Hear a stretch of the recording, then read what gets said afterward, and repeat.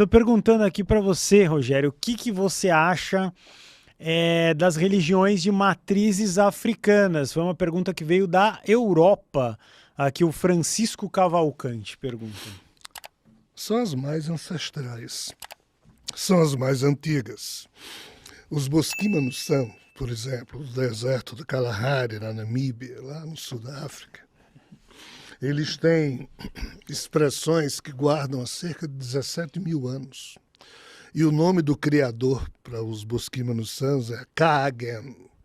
A tradução dessa expressão ou desse epíteto é o trapaceiro. Ou seja, o criador era chamado de um ser trapaceiro pelos ancestrais dos Bosquimanuçãs há cerca de 17 mil anos atrás. A questão é, esse ser hoje foi transformado em Deus para todas as religiões impositivas, tipo judaísmo, catolicismo, cristianismo, islamismo. Né? Mas antes dessas religiões surgirem, esse ser, Kaagen, ou Javé, ou Brahma, ou Alá, são epítetos para o mesmo ser, ele lidava com o ser humano de forma trapaceira, como ele fez. Abraão, mata teu filho. Então as religiões africanas foram elas que primeiro codificaram esse entendimento e são extremamente importantes.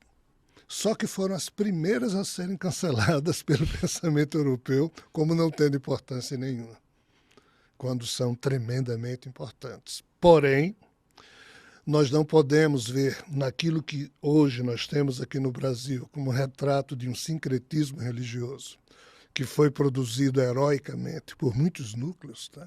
Nós não podemos ver nesse retrato, que é uma espécie de um instantâneo do momento, todo um conjunto emblemático de tudo que aconteceu na África, porque não tem como fazer essa relação. Muita coisa foi perdida. Eu vou só aqui dar um exemplo. Eu vou sair da África e vou para a América Central. Em 1453, quando dois frades espanhóis chegaram logo que a Espanha descobriu a América, chegaram nas terras dos maias. O frade espanhol Diego de Landa viu mais de 2.000 códices maias. O que é códices maias? São pedras, são materiais com escrita. Toda uma cultura ali estava.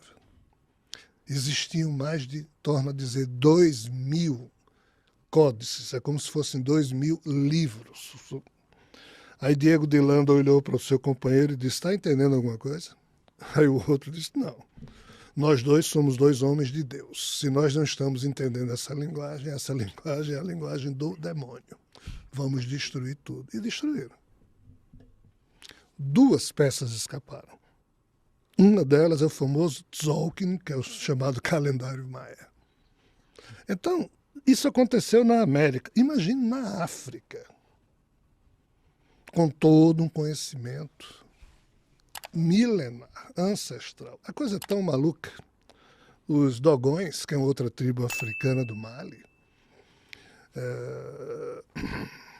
um casal de antropólogos franceses, Griot, nos anos 30 do século passado, eles foram conviver várias décadas com os Dogões na África e perceberam que as festas que eles tinham mostravam que a estrela mais brilhante do céu era Sírius e que os Dogões diziam que além da grande estrela de Sírius tinha mais 2 companheiras. Mas quando você olha, obviamente a olho nu você só vê Sírius. Mas aí esse Maurice Griot, ele anotou isso e anotou o quê? Que os Dogões diziam que em torno de Sírius C, ou seja, a terceira estrela da constelação em torno de Sírius, existia um mundozinho que gastava 50 anos para completar a órbita. Esse cara começou a tomar notas. Isso tudo está num livro maravilhoso chamado Mistério de Sírius. Mas qual é o detalhe? O que é que os Dogões dizem? Quando eu fui aluno marista, estudando para o pré-vestibular, o professor de história me disse que no Egito, aquelas 3 pirâmides, a de Kelps, Khafra e Miquerinos, elas tinham tamanhos e volumes diferentes, porque na época de Kelps o Egito estava muito bem de grana, deu para construir um super pirâmide. Na época de Khafra já estava lá uma crise, então saiu uma pirâmide mais ou menos, mas de Miquerinos era uma crise terrível, saiu uma pirâmidezinha. É isso que eu aprendi na escola e talvez vocês também. O que é que os dogões dizem? Não, cada uma dessas pirâmides foi construída de acordo com o tamanho de cada uma dessas 3 estrelas de Sírius. Final do século passado, descobriram Sirius B, com o avanço dos telescópios, mais recentemente Sirius C. E é impressionante a diferença de massa. Sirius A é uma superestrela, mas Sirius B e C são anãs branca e marrom, respectivamente. Tem massa muito menor. Então, vejam bem, nós estamos dizendo aqui que existe uma tribo na África que há mais de 5.000 anos sabe o tamanho das estrelas em torno de Sírius, que nós humanos só sabemos porque os telescópios que foram inventados agora conseguiram detectar. E matematicamente não há coincidência, eles falam da diferença das pirâmides. Então veja o conhecimento que havia na África. E tudo isso, nós hoje vivemos na ilusão que o pensamento ocidental é que é. Nós não sabemos nada, nós fomos apequenados. Nós vivemos numa ilusão terrível, mas não conseguimos perceber o tamanho da nossa mediocridade psíquica e intelectual. Mas temos certezas formidáveis de que sabemos muito e não sabemos nada. Essa história das pirâmides, a história que eu tinha ouvido é que eles eram 3 estrelas, mas é que eram as 3 Marias do cinturão de Órion. Mas aí isso é outra história. Aí Robert Bauval, que é um egiptólogo formidável, que estudava com Graham Hancock, eles estavam tentando ainda descobrir aquelas 3 estrelas, 3 pirâmides, como é que eles tinham construído com aquela capacidade toda, 2 pirâmides bem retas e a terceira era desviada. E aí Bauval dizia, eu já vi isso em algum lugar. Um belo dia, eles olhando para a constelação de Órion, percebendo que as 3 Marias, né, tem 2 constelações, tem 2 estrelas numa linha reta, mas a terceira é deslocada.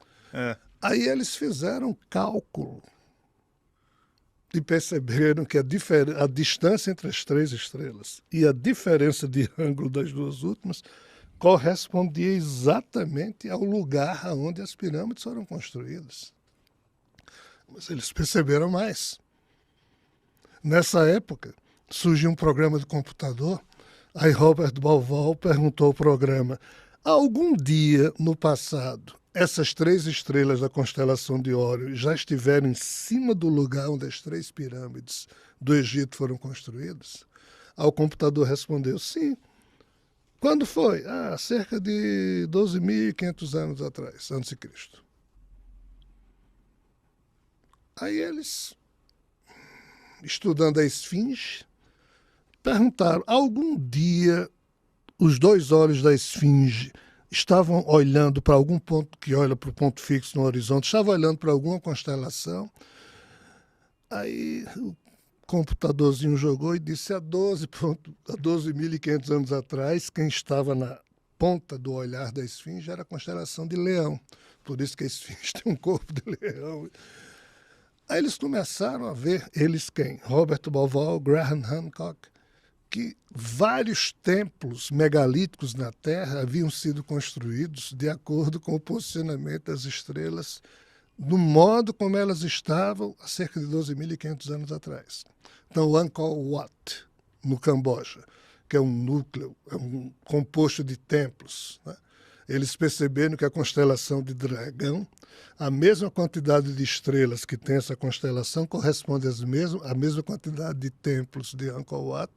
A distância entre um e outra e a diferença de ângulo é a mesma. Ou seja, do jeito que as 3 pirâmides representam as 3 Marias, Angkor Wat representa a constelação do Dragão. Enfim, várias cidades megalíticas foram construídas na Terra para representar o céu como ele estava há cerca de 12.500 anos atrás. Disso aí surgiu a lenda dos 7 sábios construtores, que teriam se espalhado na Terra para construir cidades megalíticas para avisar gerações futuras de um problemaço. Que problemaço é esse? Ninguém sabe. Por quê? Porque as inscrições que existem nessas cidades megalíticas jamais foram traduzidas. Mas talvez o problemaço seja a raça humana é cobaia de experimentos e ela, entre aspas, ela é vigiada, ela é manipulada e é preciso que os humanos um dia saibam disso, até para poderem, de fato, ser úteis ao próprio progresso da raça humana, como também desses seres. Eles são desesperados.